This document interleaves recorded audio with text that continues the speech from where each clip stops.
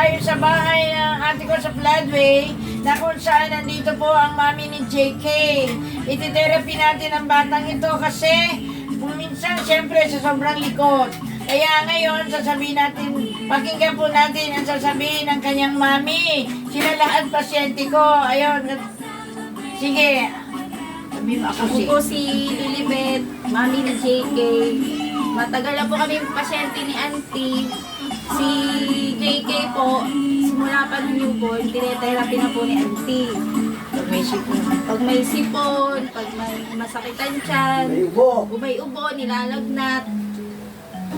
Therapy Ito lang. pong Crystal Herbal Oil, matagal na po namin ginagamit hanggang ngayon po.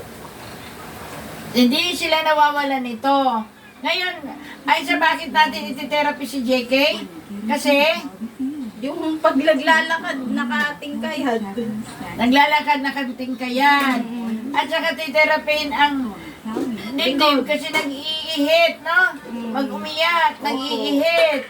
Kaya, para maganda ang lakad ni JK, kasi magbe-birthday na po siya sa October 8 ang kanyang celebration sa kanyang baptism sa bay. Kaya tinitherapy natin para good health. Kaya ngayon, ayan o, tinitherapy natin.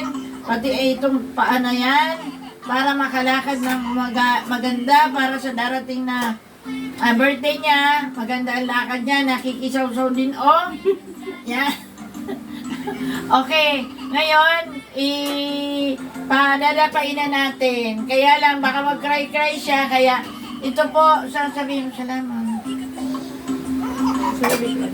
Okay, salamat. At padadapain ng baby. Baka mamaya mag-cry-cry, dadapa. Oh, sige, bye-bye. God bless, thank you. Thank you po.